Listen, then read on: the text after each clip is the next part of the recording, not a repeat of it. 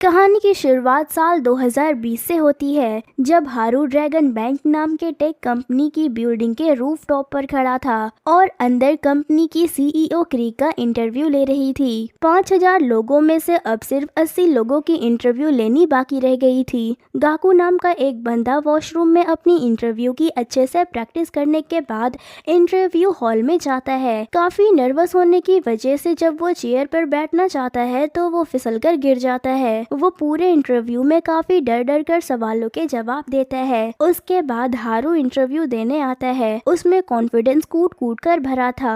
वो काफी बिंदास होकर इंटरव्यू के हर सवाल के जवाब दे देता है, जिससे किरिका काफी इम्प्रेस होती है। आगे गाकू फूड वेंडिंग मशीन से खाना खरीद रहा था, तभी नोट हवा में उड़ जाती है और उसे हारू पकड़ लेता है। दोनों एक दूसरे को देखकर पहचान जाते हैं। फिर ये साथ में खाना खाने जाते हैं, जहाँ इनकी बातों से हमें पता चलता है कि हारू खुद को लकी मानता है और उसने कई सारे इंटरव्यूज क्रैक किए हैं। वहीं गाकू काफी डरा सहमा सा रहता है और आज तक उसने एक भी इंटरव्यू क्रैक नहीं किया, जबकि वो कंप्यूटर में बहुत एक्सपर्ट है। सीन अब 2016 में शिफ्ट होती है। एक रात कुछ बदमाश लड़के गाकू का सारा सामान छीनकर उसे बुली कर रहे थे। तभी वहाँ पर गाकू का क्लासमेट हारू हीरो की तरह एंट्री लेता है और उन्हें जमकर पीटता है। फिर उसका ध्यान सीसीटीवी पर पड़ता है, जिसे देखकर वो वहाँ से भाग जाता है। वो गाकू को बताता है अब तो मैं पक्का एक्सपेल कर दिया जाऊंगा,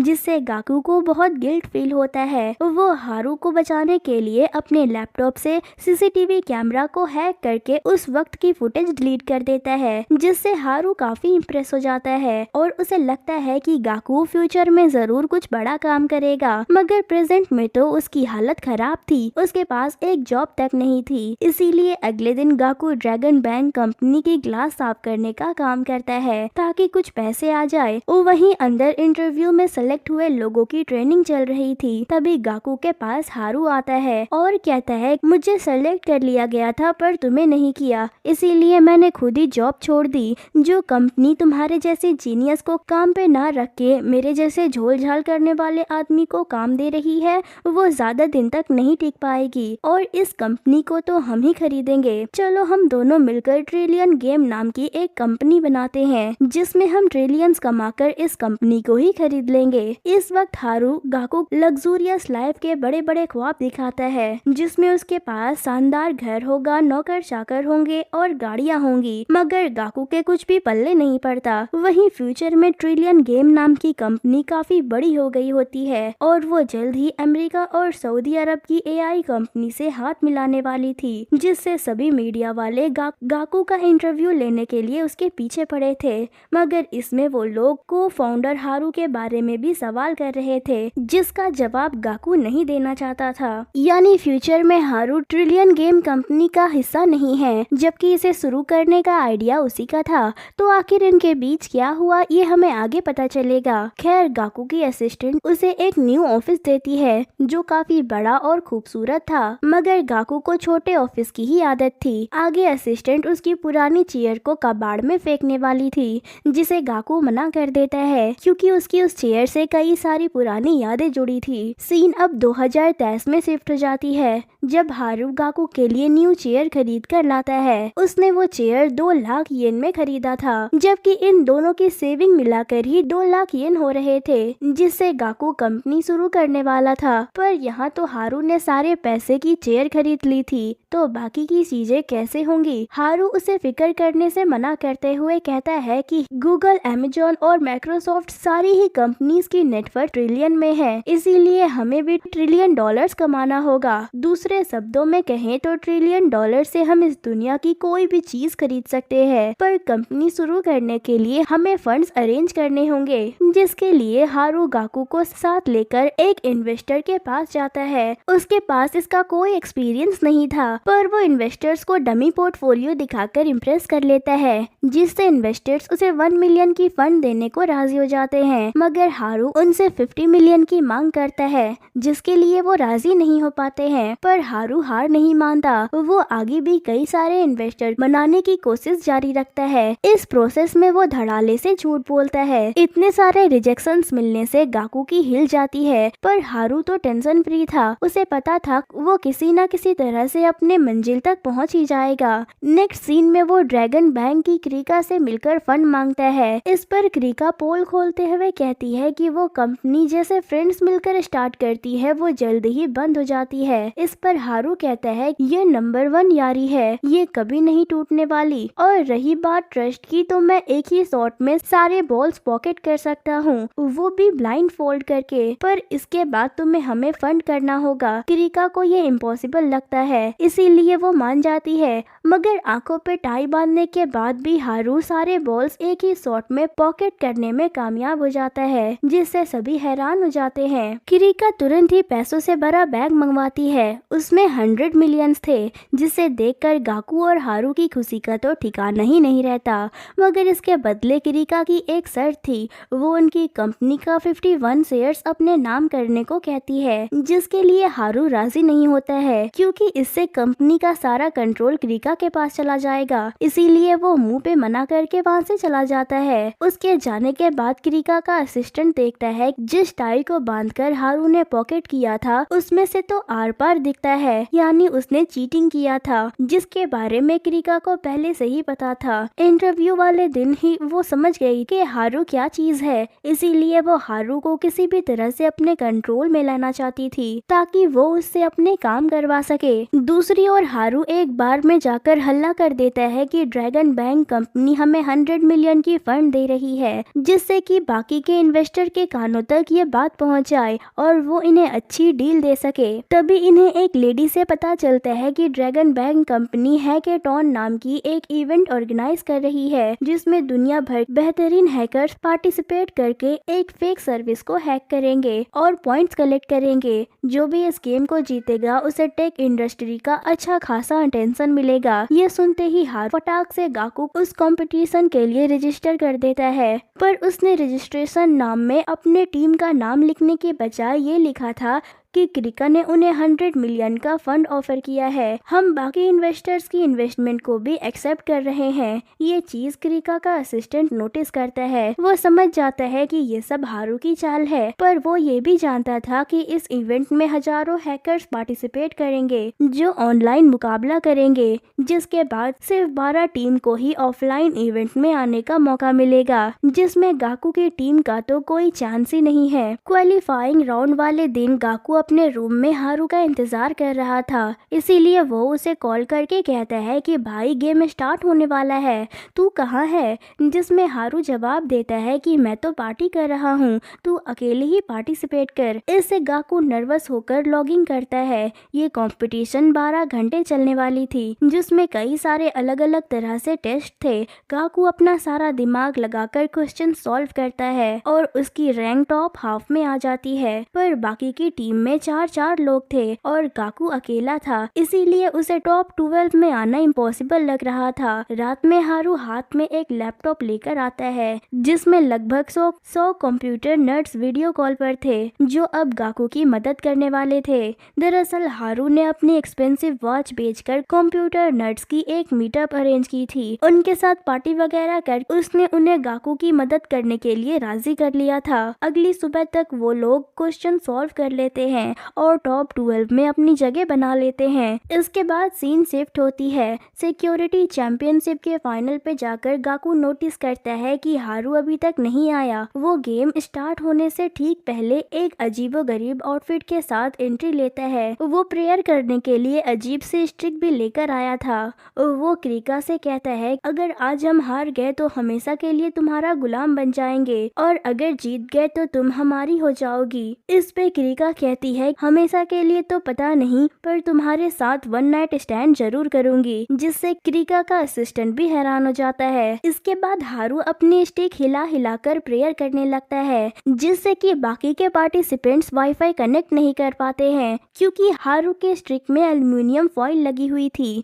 वहीं गाकू आराम से कनेक्ट करके बाकी की टीसियंस पे अटैक करके पॉइंट्स कलेक्ट करने लगता है। पर जल्द ही ऑर्गेनाइजर ये चीज समझ जाते हैं और वो हारू को रोक देते हैं, जिससे सबका ध्यान अब उसकी टीम पे चला जाता है और सब मिलकर गाकू पे अटैक करते हैं, जिससे गाकू घबरा जाता है क्योंकि वो पॉइंट्स लूज करता जा रहा था। तब हारू उसे हौसला देते हुए बताता है कि मैंने एक राउटर छुपा दिया था। जब इन लोगों ने वाईफाई से कनेक्ट किया तो उन्होंने ऑफिशियल वाईफाई की जगह हमारे राउटर से कनेक्ट कर लिया था। अब तुम्हारे पास उनकी पासवर्ड है, जिसकी मदद से तुम आसानी से उनके कैसल पर अटैक करके पॉइंट्स चुरा सकते हो। हारू की बात मानकर गाकू आसानी से जीत जाता है, मगर इनकी ये धोखेबाजी पकड़ी जाती है, जिसकी वजह से उन्हें गेम से डिस्क्वालीफाई कर दिया जाता है। पर क्रिका काफी खुश होती है कि ये दोनों कंपनी स्टार्ट करने के लिए किसी भी हद तक जा सकते हैं। क्रिका से भी ज्यादा खुश कोई और था और वो मिस्टर किडोइन थे जो कि एक इन्वेस्टर थे और अब वो गाकू और हारू को फंड करने के लिए तैयार थे। इसीलिए वो उन दोनों को एक बार में ले जाते हैं जहां कई सारी मॉडल्स थी। शिरोई नाम की एक मॉडल ने तो कई सारे एड शूट की हुई थी। वहां हारू गाकू को ग्रेट इंजीनियर कहकर इंट्रोड्यूस कराता है, जिससे मॉडल्स उसमें इंटरेस्ट लेने लगती है। उन्हें वो काफी क्यूट लग रहा था। पर तभी हारू कहता है कि वो वोमेनाइजर है, यानी कि वो हजारों लड़कियों के साथ सो चुका है। ये सुनकर तो गाकू का मुंह खुला का खुला ही रह जाता है, क्योंकि वो तो बहुत ज्यादा शरीफ लड़का था, उसकी एक गर्लफ्रेंड तक नहीं थी। इसके बाद मिस्टर किडोइन 20% शेयर्स के बदले 30 मिलियन देने की बात करता है, पर आखिर में बात 50 मिलियन शेयर पर डन हो जाती है। मगर मिस्टर किडोइन की भी एक शर्त थी, वो चाहता था कि गाकू या हारू में से कोई एक इन मॉडल्स में से किसी एक मॉडल को सेड्यूस करके उसके करीब आए। दरअसल मिस्टर किडोइन ये देखना चाहते थे कि ये चालू पुर्जे है या नहीं, क्योंकि बिजनेस करना कोई बच्चों का खेल नहीं है। किडोइन की इस शर्त को हारू सियोरी के साथ सोकर पूरा कर देता है। अगले दिन मिस्टर किडोइन 30 मिलियन इन्हें दे देता है। तब हारू पहले महीने ही 3 मिलियन का प्रॉफिट कमाने की बात करता है। इस पर मिस्टर किडोइन कहते हैं कि अगर तुम अपने वादे पर खरे नहीं उतरे तो तुम दोनों को मैं अपना गुलाम बना लूंगा। हारू इस शर्त को मान लेता है और फिर होटल रूम के बाथटब में पैसों से नहाता है। वो उन पैसों के साथ गाकू की भी फोटो क्लिक करता है और अपनी कई सारी वीडियोस बनवाता है। इसके बाद वो अपने कंपनी में लोगों को हायर करने के लिए इंटरव्यू लेता है। इन्हें पता नहीं था कि इंटरव्यू में कैसे सवाल पूछने चाहिए, इसीलिए वो लोग एक बुक की मदद लेते हैं। एक बुक की मदद से लोगों की एबिलिटी चेक करते हैं। इसमें वो रिन नाम की एक लड़की को सेलेक्ट करते हैं, क्योंकि वो सवाल का जवाब भी सही देती है और साथ ही वो ऑनेस्ट भी थी। अगले दिन वो गाकू के अपार्टमेंट में काम करने के लिए आ जाती है, पर इन्होंने अभी तक कंपनी में करना क्या है ये डिसाइड ही नहीं किया था। तब रिन कई सारे बुक्स से बिजनेस आइडिया देती है। आखिर में ये फैसला करते हैं कि हमारी company AI based online store होगी, यानी कि AI की मदद से लोगों को गिफ्ट सजेस्ट करेगी। पर प्रॉब्लम ये AI बनाना कोई बच्चों का खेल नहीं था, इसमें कई सारे पैसे और लोगों की जरूरत होती है। इसीलिए ये रिन को फेक AI बनाने का फैसला करते हैं, यानी रिन AI बनकर लोगों को गिफ्ट सजेस्ट करेगी। रिन मन लगाकर काम करती है, जिससे उनकी कंपनी की ग्रोथ होने लगती है, पर इन्हें उतना प्रॉफिट नहीं हो रहा था जितना इन्होंने वादा किया था।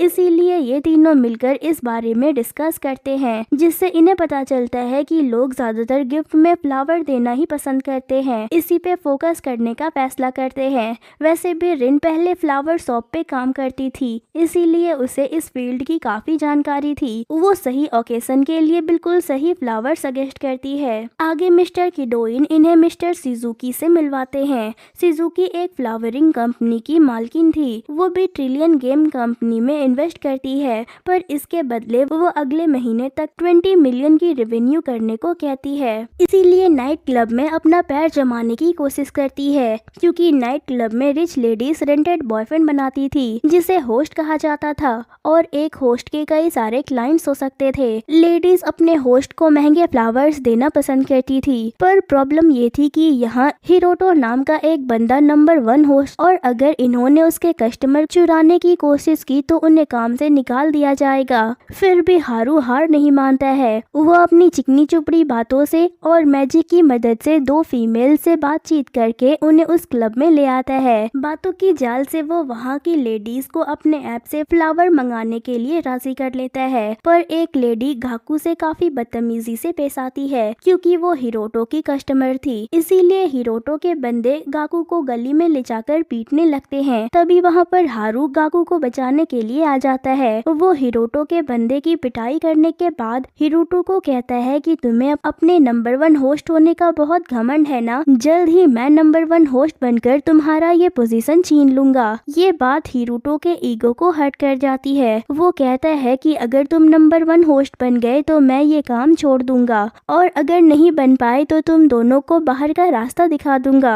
दूसरी ओर क्रिका सुजुकी से मिलकर उसकी कंपनी खरीदना चाहती थी क्योंकि सुजुकी की कंपनी पे 4 बिलियन का उधार है, मगर सुजुकी उसे मना कर देता है क्योंकि उन्हें हारू पर भरोसा था कि वो प्रॉफिट करके उनकी कंपनी को बैंकरप्ट होने से बचा लेगा।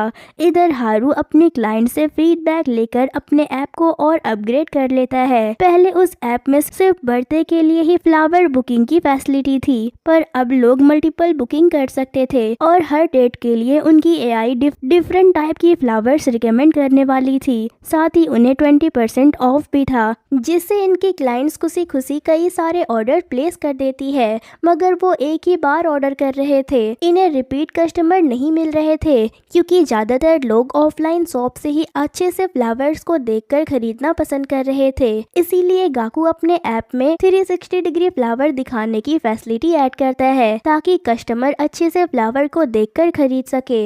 इस तरह से 1 महीने गुजर जाते हैं और फिर वो रात आती है जब ये फैसला होने वाला था कि हिरोटो और हारू में से कौन नंबर 1 होस्ट बनेगा। दोनों अलग अलग टेबल पे अपनी टीम के साथ बैठे हुए थे और अपने अपने क्लाइंट से महंगे महंगे पिन मंगवा रहे थे। टाइम अप होने के बाद जब 10 मिनट बचे हुए थे तो वहाँ क्रिका आती है। वो इस क्लब के नंबर 1 होस्ट को बुलाती है, जिसके लिए हारू और हिरोटो दोनों आ जाते हैं। तब क्रिका कहती है कि मैं तुम दोनों में से उसे चूज करूंगी जो मुझे एक सूटेबल ड्रिंक ऑफर करेगा। हिरोटो अपने क्लब की सबसे बेस्ट ब्रांड ऑफर करता है, वहीं हारू एक सिंपल सी कैन वाली बियर ऑफर करता है। दोनों ही क्रिका को अपनी रिकमेंड की हुई ड्रिंक लेने को कहता है। सबको लग रहा था कि वो एक्सपेंसिव ब्रांड ही लेगी, मगर वो हारू की कैन वाली बियर को लेकर उसे जिता देती है। दरअसल उसने उस मामूली सी बियर कैन के लिए 5 मिलियन पे किया था।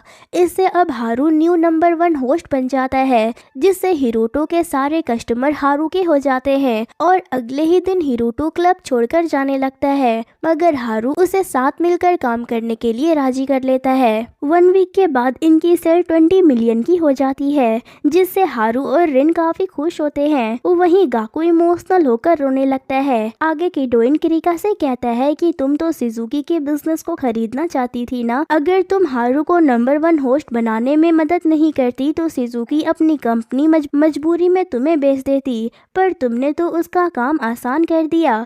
इस पर क्रिका कहती है कि हार के जीतने वाले को ही बाजीगर कहते हैं। हारू और गाकू के लिए मेरे दिमाग में कुछ और बड़े प्लान्स चल रहे हैं जो मैं वक्त आने पर रिवील करूंगी। 1 महीने बाद सुजुकी की मदद से गाकू अपने ऐप के लिए रियल एआई बनवा लेता है, जिससे सेलिंग और बढ़ जाती है, मगर तुरंत ही इनका बिजनेस मॉडल क्रिका कॉपी कर लेती है। वो इसे प्रमोट करने के लिए कोई भी मौका नहीं छोड़ती है। वो न्यू चैनल्स, बिल्डिंग बोर्ड और सब चीज में ऐड चलवाती है, पर नेक्स्ट सीन में हमें पता चलता है कि ये सब क्रिका ने नहीं बल्कि उसके डैड ने किया था और क्रिका किसी का बिजनेस मॉडल चोरी करने के बिल्कुल खिलाफ थी। दूसरी ओर हारू और उसकी टीम काफी उदास थी, मगर जल्दी हारू इससे बाहर निकलने का रास्ता ढूंढ लेता है। वो अपने प्रॉफिट से एक छोटी सी गेमिंग कंपनी और उसके कैरेक्टर को खरीदना चाहता है। इस तलाश में वो साकुरा और उसके टीम से मिलता है जो काफी बुरे हालत में थे। हारू उन्हें न्यू ऑफिस और अच्छी वर्क एनवायरनमेंट देने का वादा करता है और अगले ही दिन वो उन्हें अपनी न्यू ऑफिस में बुलाता है जो काफी शानदार थी, जिनकी 1 महीने की रेंट ही 3 मिलियन की थी। साथ ही हारू ने 20 मिलियन सिक्योरिटी अमाउंट डिपॉजिट कर दी थी। ये जानकर गाकू का सर चकराने लगता है। वहीं रिन हिसाब लगाती है कि अब तो हमारे पास सिर्फ 6 महीने ही ऑपरेट करने के लिए पैसे बचे हैं। वहीं साकुरा का कहना था कि प्रॉपर गेम बनाने के लिए 2 साल का वक्त लगेगा और इसे बनाने में 1 बिलियन खर्च होंगे। तब हारू उन्हें सर्वाइवल आइलैंड गेम के बारे में बताता है जो बंद हो चुका था, पर एक टाइम पर इसका काफी क्रेज था। इसीलिए हारू इसकी गेम को मॉडर्न टच के साथ रिक्रिएट करने को कहता है, जिससे कम वक्त और कम लागत लगेगी। कुछ दिनों के बाद हारू अपनी मोबाइल गेम डेवलपमेंट की अनाउंसमेंट पार्टी रखता है, जिसमें काफी सारे इन्वेस्टर को इनवाइट किया जाता है। यहाँ सुजुकी और मिस्टर किडोइन भी आते हैं। सबके सामने सकुरा अपने गेम आइडिया के बारे में बताना चाहता है, पर वो अपनी स्पीच ही भूल जाता है। इसीलिए वो फिर पेपर निकालकर अपनी आइडिया पढ़कर सबको सुनाता है, मगर अभी तक हारू डेवलपर के साथ पार्टी में नहीं आया था। इसीलिए गाकू सकुरा को अपनी स्पीच स्ट्रेच करने को कहता है, मगर वो अपनी स्पीच को रिपीट करने लगता है, जिससे कई सारे इन्वेस्टर वहाँ से जाने लगते हैं। तभी हारू हीरो की तरह एंट्री लेता है। फिर वो ड्रैगन बैंक गेमिंग के एक्स डेवलपर होरीमोटो को सबके सामने लाता है। होरीमोटो बताता है कि कैसे वो ट्रिलियन गेम के साथ मिलकर यूनिवर्स की बेस्ट गेम बनाने वाला है। इसीलिए ये रेवेन्यू शेयर करने के बदले इन्वेस्टर को पैसे इन्वेस्ट करने को कहता है। अगले दिन रिन सारा कैलकुलेशन करके बताती है कि हमने कल वाले इवेंट से 2 बिलियन येन जुटा लिए हैं, जिससे हारू की पूरी टीम खुशी से उछलने लगती है। मगर अकेले में हारू गाकू को बताता है होरीमोटो एक एक्टर है जिसे मैंने एक्टिंग करने को कहा था। दरअसल ड्रैगन गेमिंग वालों ने अपने डेवलपर को दुनिया से छुपा कर रखा था, ताकि कोई भी उन्हें पैसों का लालच देकर अपने साइड न कर ले। उन्होंने बस एक AI जनरेटेड स्पीच अपलोड की हुई थी, जिससे उन्होंने होरीमोटो का नाम दिया हुआ था। उसी बात का मैंने फायदा उठाया। साथ ही वो गाकू को बताता है कि मेरा रियल मोटिव कोई गेम बनाना नहीं है, बल्कि मैं मीडिया को अपनी मुट्ठी में करना चाहता हूँ, जिसके लिए मुझे पैसे चाहिए थे, जो अब गेम में इन्वेस्टमेंट के नाम पे हमारे पास आ चुके हैं। हम 2 बिलियन में से कुछ पैसे सकुरा और उसके टीम को देकर उनका मुंह बंद करवा देंगे और कोई छोटी मोटी सी गेम भी डेवलप करवा देंगे, और बाकी के पैसे से मीडिया को टेक ओवर करेंगे, क्योंकि बिना मीडिया के सपोर्ट के हम अगर कोई भी कंपनी बनाएंगे तो हमें बड़ी कंपनी या तो हमें एक्वायर कर लेगी या हमारा आइडिया चुरा खुद का बिजनेस बना लेगी। इससे गाकू हैरान हो जाता है। उसे सकुरा और उसकी टीम के लिए काफी बुरा लगता है। दूसरी तरफ क्रिका के डैड भी हारू की चाल समझ जाते हैं। अगर वो हारू को एक्सपोज करेंगे तो मीडिया उनसे रियल क्रिएटर के बारे में पूछेगी, जिसका जवाब वो नहीं देना चाहते। वहीं क्रिका हारू की इस चाल से काफी इम्प्रेस होती है। दूसरी ओर हारू मिस्टर किडोइन को भी जाकर अपना सारा प्लान बता देता है। अगले दिन रिन भागते हुए ऑफिस आती है और गाकू को अकेले में ले जाकर बताती है हमारे अकाउंट से 2 बिलियन गायब हो गए हैं। जरूर ये हारू ने ही किया होगा। आखिर वो करना क्या चाहता है? रिन काफी गुस्से में होती है। वो हारू को कन्फ्रंट करना चाहती थी। तब गाकू उसे रोकता है और बताता है कि ये सब मेरी ही गलती है। मुझ में इतनी हिम्मत नहीं थी कि मैं हारू को ऐसा करने से रोक सकूं। दरअसल मैं नहीं चाहता कि हमारी टीम में लड़ाई हो, पर मैं वादा करता हूँ कि हमारी गेम जरूर बनेगी। इसके बाद रिन और गाकू मिलकर सकुरा की टीम को सारी सच्चाई बता देते हैं। वो बेचारी होरीमोटो के साथ मिलकर गेम बनाने का सपना देख रही थी। उसका वो सपना टूट जाता है। मगर गाकू बताता है ड्रैगन कंपनी में मेरा एक क्लासमेट काम करता है। मैं उससे मिलकर ड्रैगन गेमिंग डेवलपमेंट टीम के बारे में पता करने की कोशिश करूंगा।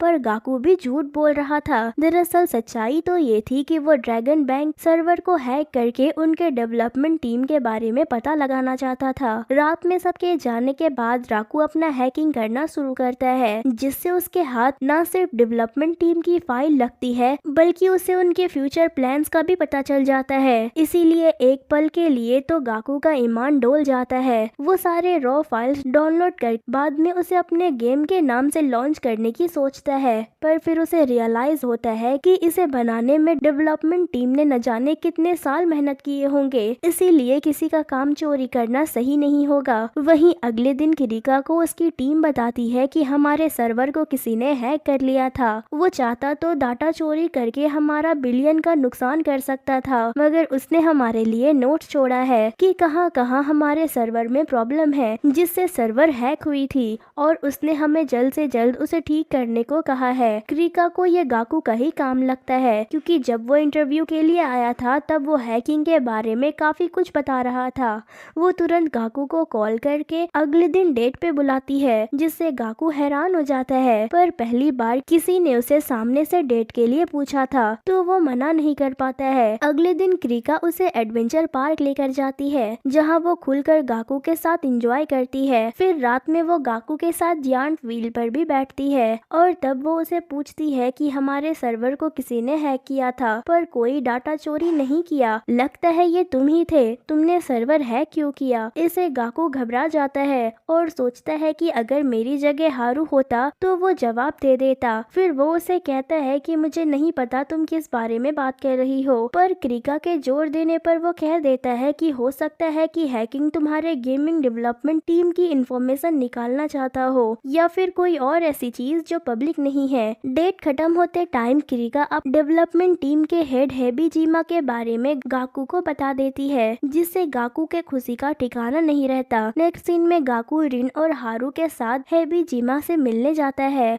और उसे गेम बनाने में मदद करने के लिए राजी कर लेता है। इसके बाद हेबीजिमा ट्रिलियन गेम के ऑफिस आकर बाकी के टीममेट से मिलकर गेम के आइडिया को डिस्कस करता है। फिर ये एक बबल बस्टर गेम बनाने में जुट जाते हैं। कुछ वक्त के बाद इनका गेम बनकर तैयार हो जाता है। हारू का गोल था कि जल्द से जल्द 1 मिलियन लोग इस गेम को डाउनलोड करके खेलना शुरू कर दे। इन्होंने अपने गेम को 6 तारीख को लॉन्च करने का फैसला किया था, मगर उसी दिन ड्रैगन कंपनी भी अपनी बबल बस्टर गेम लॉन्च करने वाली थी, जिसका वो लोग भरपूर ऐड भी चलाते हैं। इससे सकुरा टेंशन में आ जाता है। वहीं हेबीजिमा कहता है मैंने तुम्हारी गेम बनाने में मदद कर दी है, तो अब मेरा काम खत्म होता है। मुझे ड्रैगन गेमिंग में न्यू गेम बनाने का असाइनमेंट मिला है। सकुरा हेबीजिमा को रोकना चाहता था, पर हेबीजिमा अब चार्ज करने की बात करने लगता है। उसे ड्रैगन बैंक में 180 मिलियन युआन सैलरी मिलती है, जो कि गाकू एफर्ट नहीं कर सकता। फिर भी वो हेबीजिमा को प्रॉफिट में 3% शेयर ऑफर करता है। अगर bubble island game 5 billion profit करती है तो हेबीजिमा को 150 मिलियन मिलेंगे, मगर उसे क्रिका के डैड की धमकी याद आ जाती है। दरअसल जब उन्हें पता चला था कि हेबीजिमा ट्रिलियन गेम की मदद कर रही है,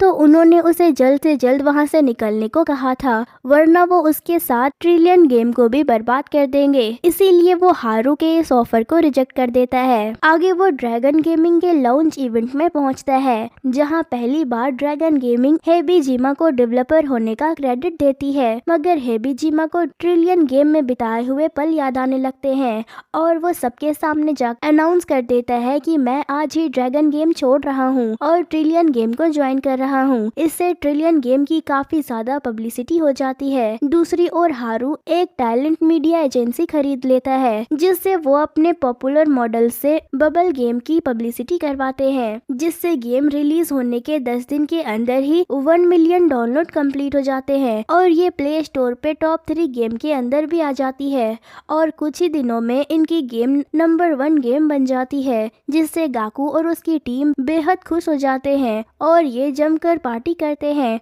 और इसी दिन हारू रिवील करता है कि हमें गेम से 5 बिलियन का प्रॉफिट हुआ है, अब हम सब मिलियनर बन चुके हैं। मगर हारू अभी भी अपने ट्रिलियन युआन कमाने के सपने को नहीं भूला था। वो ट्रिलियन टीवी नाम की एक ऑनलाइन चैनल खोलता है। ये दोनों फिर मिस्टर किडोइन के पास जाकर अपना आइडिया बताते हैं, जिस पर मिस्टर किडोइन कहते हैं कि तुम्हें पहले सॉस कैसे बनाते हैं और उन्हें डिस्ट्रीब्यूट कैसे किया जाता है ये सीखना होगा। ये रातों रात नहीं होने वाला, इसमें टाइम लगेगा। पर इन सब के बारे में भी हारू ने सोच रखा था। वो पहले वेदर फोरकास्ट चैनल को खरीदकर वीडियो डिस्ट्रीब्यूशन सीखता है और फिर अपने मीडिया एजेंसी के मॉडल्स के साथ मिलकर नए नए शोज बनवाता है। जल्द ही हारू को एक मोबाइल फोन कंपनी की स्पॉन्सरशिप मिल जाती है, पर आगे इन्हें पता चलता है कि ड्रैगन बैंक ने डीरेक्स नाम की एक फॉरेन फर्म खरीद ली है। इसीलिए हारू अपने चैनल पे सिर्फ न्यूज ब्रॉडकास्ट करने का फैसला करता है, ताकि उसकी ड्रैगन बैंक से टकराव ना हो। इसके लिए गाकू AI बेस्ड वीडियो एनालाइजर बनाता है, जो रियल और फेक न्यूज को आइडेंटिफाई करेगा। कुछ दिनों के बाद इन्हें एक न्यूज मिलती है कि एक अपराधी पुलिस की गिरफ्त से फरार हो गया है और उसने एक रेस्टोरेंट में लोगों को होस्टेज बना लिया है। गाकू तुरंत ही इस न्यूज को अपने चैनल पर ब्रॉडकास्ट करवाता है। साथ ही रिपोर्टर्स उस रेस्टोरेंट के बाहर भेजकर मौके की लाइव रिपोर्टिंग करवाता है। साथ ही रेस्टोरेंट के अंदर एक बड़ी सी फुटेज मिलती है, जो बाकी न्यूज चैनल वालों के पास नहीं थी। इसे इनके न्यूज चैनल को काफी रिव्यूशिप मिल जाती है और पुलिस को इस सिचुएशन से डील करने की हेल्प भी मिलती है। वो काफी आसानी से रेस्टोरेंट में घुसकर मुजरिम को पकड़ लेते हैं। इसी खुशी में हारू अपनी टीम को पार्टी देता है। आगे वो अपनी टीम के साथ मिलकर एनिमी बनवाता है। इसमें भी उसे ड्रैगन कंपनी से भिड़ना पड़ता है। इधर क्रिका के डैड मिस्टर किडोइन से मिलकर हाथ मिलाना चाहते हैं। वो चाहते हैं कि मिस्टर किडोइन हारू का साथ छोड़ दे। इसके बदले में वो मिस्टर किडोइन को अपने सारे एडवर्टाइजमेंट देने का वादा करते हैं, जो मिस्टर किडोइन अपने टैलेंट मीडिया हाउस के मॉडल्स को दे सकते हैं। मिस्टर किडोइन ये सारी बात जाकर हारू को बता देते हैं, जिस पर हारू बोलता है कि आपको अब टैलेंट मीडिया हाउस के लिए जो सही लगता है वही करना चाहिए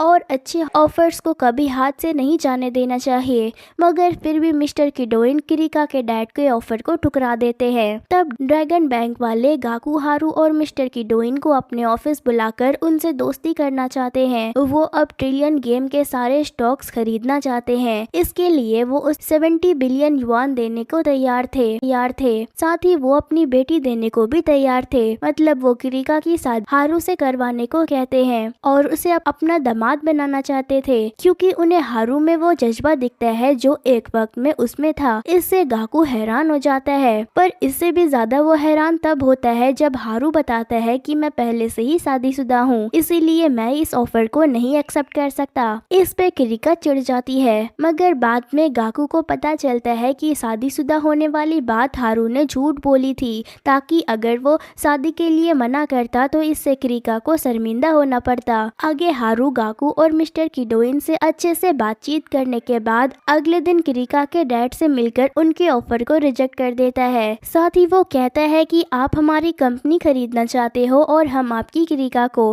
डैड को ये मजाक लगता है, वो जोर जोर से हंसने लगते हैं, पर उन्हें क्या पता था कि जो हारू कहता है वो सच में करके दिखाता है। वो अपनी कंपनी और बड़ी करने के लिए कैशलेस बैंक क्रिएट करता है, जिससे लोग ऑनलाइन मनी ट्रांसफर कर सके। इसमें भी उसे काफी मुश्किलों का सामना करना पड़ता है, पर वो और उसकी टीम हार नहीं मानती है। इसके बाद हारू पब्लिक रेलवे सुई सुई को अपने अंडर लेना चाहता है। इस बात की खबर क्रिका के डैड को चल जाती है। वो हारू को लंच पर बुलाकर बताते हैं कि हमने सुई सुई के साथ पहले से ही पार्टनरशिप कर ली है और ये तो अभी शुरुआत है। दूसरी ओर गाकू की टीम को पता चलता है कि उसकी स्ट्रीम सर्विस में वायरस आने की वजह से सर्वर डाउन हो गया है, जिसकी वजह से वो लाइव नहीं आ पा रहे हैं। उसी वक्त गेमिंग सर्वर भी डाउन हो गया था। गाकू सिस्टम चेक करता है, जिससे उसे पता चलता है कि किसी ने उसके सर्वर हैक कर लिए हैं। गेम डिवीजन, टेलीविजन डिवीजन और बिजनेस डिवीजन का सारा डाटा कोई चोरी कर लेता है। ट्रिलियन गेम के सारे यूजर्स का एड्रेस और अकाउंट नंबर भी चोरी हो गया है। गाकू तुरंत ही कॉल करके ये लीक वाली बात हारू को बताता है, जिसके बाद क्रिका के डैड हारू से कहते हैं, तुमने हमारी 70 बिलियन की ऑफर को ठुकरा कर सोचा कि तुम इससे भी बड़ी कंपनी बना लोगे, मगर अब देखो लोग तुम्हारी क्रेडिबिलिटी पर सवाल उठाएंगे। लेकिन अगर तुम अपने घुटनों पर गिरकर मुझसे मदद मांगोगे तो मैं अभी भी तुम्हारी कंपनी खरीद सकता हूँ। इससे हारू को गुस्सा तो बहुत आता है, पर वो चुप रहना ही बेहतर समझता है। अगले दिन रिन कंपनी की प्रेसिडेंट होने के नाते प्रेस कॉन्फ्रेंस करके अपने यूजर से डाटा लीक के लिए माफी मांगती है। फिर वो इस गलती के लिए खुद को जिम्मेदार ठहराकर ट्रिलियन गेम की प्रेसिडेंट की पोस्ट से रिजाइन कर देती है। नेक्स्ट सीन में हारू घुटनों के बल बैठकर क्रिका के डैड से मदद मांगने लगता है और फिर ये भी पूछता है कि क्या उनकी बेटी से शादी करने वाला ऑप्शन अभी भी अवेलेबल है। गाकू हारू को साइड में ले जाकर कहता है कि आखिर इसके पीछे क्या प्लान है। इस पे हारू कहता है कि इस सिचुएशन में मेरे पास कोई प्लान नहीं है, मुझे ट्रिलियन युआन कमाने हैं। अगर मैं क्रिका से शादी कर लूंगा तो उसके डैड बिजनेस के सही दाव पेच सीखकर ट्रिलियन युआन कमा सकता हूँ। इससे गाकू को काफी बुरा लगता है, क्योंकि गाकू और हारू को 30 बिलियन मिल जाएंगे, मगर उनकी एम्प्लॉय ने जो इतनी मेहनत की थी वो बेकार चली जाएगी। मगर हारू सिर्फ अपने बारे में सोच रहा था, जिससे गाकू नाराज होकर वहाँ से चला जाता है। अगले दिन हारू ड्रैगन कंपनी का डायरेक्टर बनकर ट्रिलियन गेम ऑफिस में आता है। उसकी टीम को यकीन नहीं होता कि हारू ऐसा कर सकता है। हारू और मिस्टर किडोइन के शेयर्स बेच देने से अब ट्रिलियन कंपनी ड्रैगन कंपनी की हो गई थी। टेक ओवर के बाद ड्रैगन कंपनी का एक एम्प्लॉय ट्रिलियन गेम का प्रेसिडेंट बनता है। वो काफी खड़ूस था। वो उनसे क्रिएटिव वर्क करने के बजाय गेम में बग बढ़ाने का काम सौंप देता है। गाकू को जनरल मेडिकल डिपार्टमेंट में डाल दिया जाता है। गाकू हारू के साथ बिताए हुए पलों को याद करके रोने लगता है। रात में हारू गाकू से मिलने आता है और कहता है कि ट्रिलियन युआन कमाने के अलावा मेरा एक और सपना था, मैं ड्रैगन कंपनी को बर्बाद करना चाहता था। क्रिका के डैड ने कई सारे स्कैम किए हैं और उन्हें मैं एक्सपोज करना चाहता हूँ, मगर इसके लिए मुझे तुम्हारी हेल्प चाहिए। तुम्हें सीईओ के कंप्यूटर से सारा डाटा चोरी करना होगा। सच्चाई जानकर गाकू उसकी मदद करने के लिए तैयार हो जाता है। वो डाटा चोरी करके उसे ऑनलाइन कर देता है, जिससे क्रिका के डैड के ब्लैकमेलिंग, काला बाजारी और बड़े बड़े मंत्री घूस देने की बात एक्सपोज हो जाती है। पर वो फटाक से इसे फेक न्यूज बताकर सारे वीडियो ब्लॉक करवा देता है। इसके बाद वो बोर्ड मेंबर्स की मीटिंग बुलाते हैं। इसमें वो गाकू और हारू को भी बुलाते हैं। दरअसल गाकू जब डाटा चोरी करने के लिए सीईओ के ऑफिस में गया था, तब उसने सीसीटीवी फुटेज डिलीट कर दिया था, पर वहाँ एक और हिडन कैमरा था जिसकी वजह से वो पकड़ा गया। पर उन्हें ये नहीं पता था कि हारू ने स्टॉक होल्डर को सीईओ का काला सच दिखाकर डरा दिया था, जिसकी वजह से उन्होंने अपना स्टॉक बेच दिया। अब हारू के पास ड्रैगन कंपनी का 16% स्टॉक आ चुका था। वो बाकी के बोर्ड मेंबर को अपने साइड कर लेता है। साथ ही उसने गाकू से कहकर सीईओ के वेब कॉम को भी हैक करवा लिया था। इसीलिए जब वो एक्सपोज हुए तो उसने कैबिनेट मिनिस्टर से कहकर सारे वीडियोस डिलीट करने को कहा और उस वक्त उसने और भी कई सारी बातें की, जिसकी वीडियो गाकू के पास पहुंच जाती है। और अब ये एक पुख्ता सबूत है, पर अभी भी 6% शेयर्स की जरूरत थी। तभी 51% शेयर्स कंप्लीट होगी, जिससे न्यू सीईओ बनाया जाएगा। हारू क्रिका को अपनी 6% शेयर देने को कहता है। क्रिका के डैड को लगता है कि ये तो मेरी ही बेटी है, ये बिल्कुल ऐसा नहीं करेगी, मगर वो अपने शेयर्स देने के लिए मान जाती है, क्योंकि अगर वो ऐसा नहीं करेगी तो हारू उसके डैड को पब्लिक में एक्सपोज कर देगा, जिससे ड्रैगन बैंक बर्बाद हो जाएगा। इसीलिए वो अपनी कंपनी को बचाने के लिए हारू की बात मान लेती है। इसके बाद एक ट्विस्ट आता है और हारू खुद की जगह गाकू को ड्रैगन कंपनी का सीईओ बना देता है। इसके बाद गाकू और हारू रिन के पास जाते हैं, जो एक फ्लावर शॉप पे काम कर रही थी। वो उसे सारी बात बताते हैं और कंपनी में वापस ले आते हैं। नेक्स्ट सीन में गाकू और हारू ड्रैगन बैंक बिल्डिंग के टॉप फ्लोर पर होते हैं और याद करते हैं कैसे यहाँ काम करने का उनके लिए एक सपना था और अब वो इस कंपनी के सीईओ बन चुके हैं। कुछ दिनों के बाद ट्रिलियन गेम कंपनी अपनी प्रेजेंट कंपनी ड्रैगन बैंक को एक्वायर कर लेती है। गाकू ट्रिलियन गेम कंपनी का सीईओ बन जाता है और क्रिका को ड्रैगन बैंक कंपनी का प्रेसिडेंट बना दिया जाता है। वहीं सिजुकी की फ्लावर बिजनेस खरीदकर वो रिन को उसका प्रेसिडेंट बना देता है, मगर हारू बिन बताए कहीं गायब हो जाता है। अब वो 2 साल बाद वापस आता है। जब गाकू फूड वेंडिंग मशीन से खाना खरीद रहा था, तब हवा से उसका नोट उड़ जाता है, जिसे हारू पकड़ता है। फिर वो उसे अपनी लैम्बोर्गिनी में बिठाकर हार्बोर ले जाता है। अब उसका अगला प्लान हार्बोर बिजनेस में एंटर करना था। इसी के साथ ये कहानी यहीं पर ख़त्म हो जाती है। तो दोस्तों, कैसी लगी आपको आज की एक्सप्लेनेशन, मुझे कमेंट करके ज़रूर बताना। फिर मिलती हूँ किसी और इंटरेस्टिंग सी मूवी के एक्सप्लेनेशन के साथ। तब तक के लिए thank you and bye bye.